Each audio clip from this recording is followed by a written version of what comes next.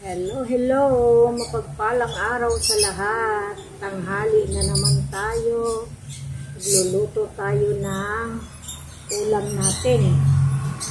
Kikita nito yung inabalatan ko. Ano to? Talong.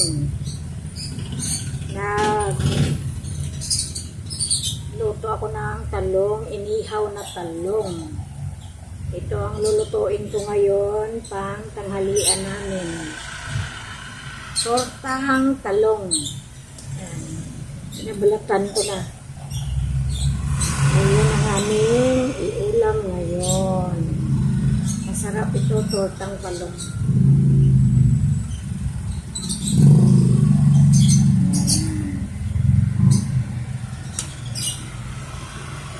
Babalatan natin lahat ito. Saka lagyan natin ng mga ingredients bago prito. Ito ang gusto kong mga ulam. Gulay. Tinitingnan ko yan yung loob niya. Baka minsan kasi yung ibang talong merong uod sa loob. Kagaya ngayon, ang panahon ngayon, tag-init. Yan na yung mga gulay, hindi talaga nawawala yung mga uod. Kaya, tinitingnan ko. Mapasama yung uod. Okay naman siya. Malinis.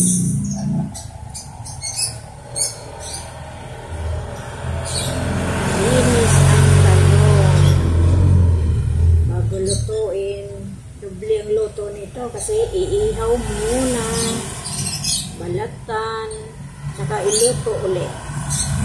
Ganun ang pagluto ng tortang talong.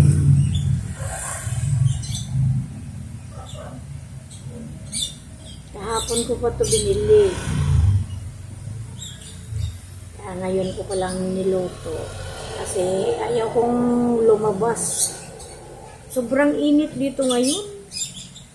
Masakit sa balat. Kaya na kailangan pag namalingki ka, hapon o kaya maaga pa na wala pa masyadong init. Kasi kapag tanghali na, naku, super ang init.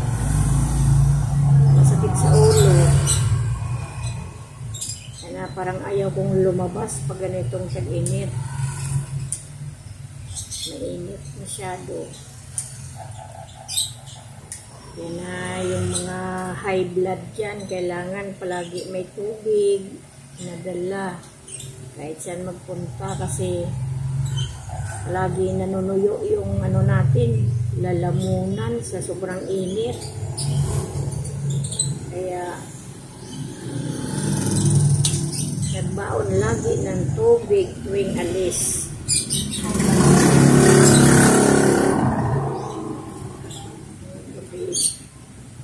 Dito kasi sa metro, mainit masyado kasi lahat na paligid natin dito sementado. Malapit tayo sa kalsada, at saka lahat na kalsada dito sementado, kaya mainit yung singaw ng semento. Maganda doon sa bundok kasi kahit na mainit, malakas yung hangin. Hindi masyadong yun, natapos ko ng balatan. Ayun. Ngayon, magano tayo ng itlog.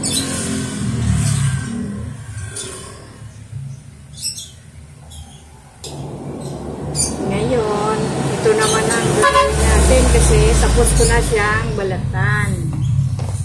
Maglagay tayo ng itong ginagamit ko, chicken, ay ano ba yun? Crispy fry. Para meron na siyang lasa. Hindi ka na maglagay pa uli ng asin or kasi may malasa na itong crispy fry. Saka dagdagan na lang siya ng Magic sarap. Yan ang ginagawa ko kapag ako nagtorta ng talong. Crispy fry at saka magic sarap. At saka meron tayong 2 itlog. Yan ang ano natin dito. Sa ating talong na yun, 2. Yan na. Haluin muna yan.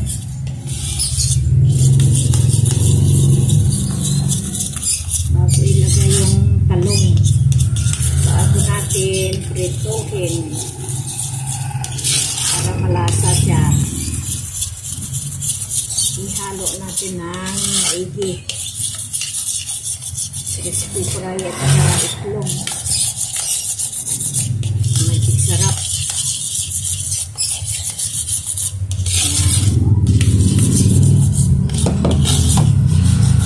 Saka pa lang natin ilagay yung talong. Sausaw natin yung talong para yung lasa ng crispy fry at saka itlog masarap nanunuot sa laman ng talong. Kapag nailuto mo na, napakasarap na ng lasa. Yan.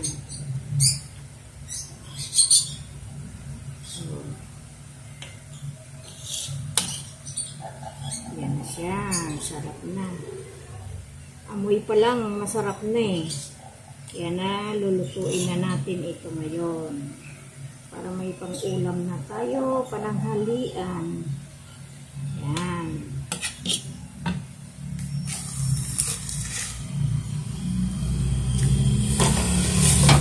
Doon na tayo sa kusina. Samahan niyo ako sa kusina. Ayan na. Mainit na yung aking kawali. Nilagay ko na yung isang talong. Prituhin na natin ang ating tortang talong.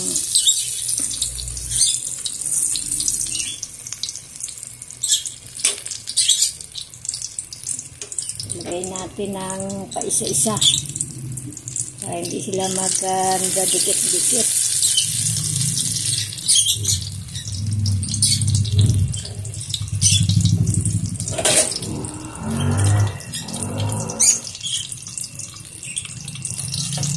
Lagay natin yan mag brown siya.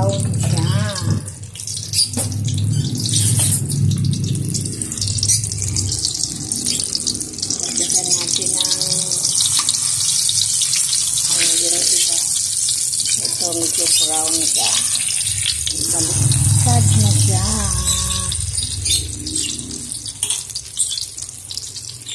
May hawakan naman siya eh. Sa hawakan na lang hawakan. At saka babaliktad rin. Yan. Tayin natin silang maluto. Hina lang ang apoy ko kasi nasusunog kapag sobrang lakas. Ito at ang talong. Napalaban na naman ako nito mamaya sa kanin. Napadami na naman ang kain ko. Pag ganito ang ulam ko. Saka malamig na tubig ang katapat niyan.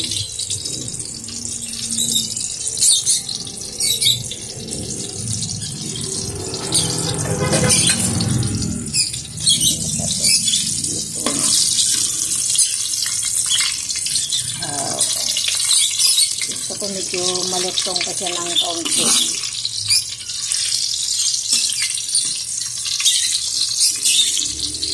Ingay na naman yung mga alaga ko. Mahilig mag-ingay. Kapag nag-ingay ako, nakikisali din.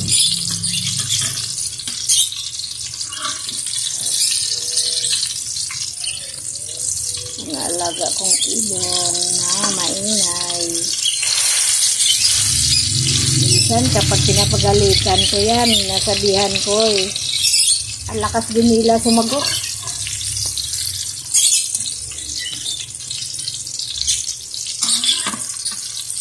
Grabing init dito.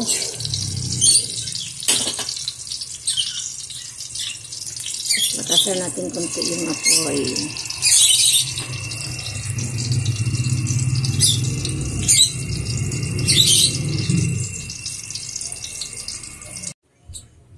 Ayan na, luto na siya ang ating tortang talong.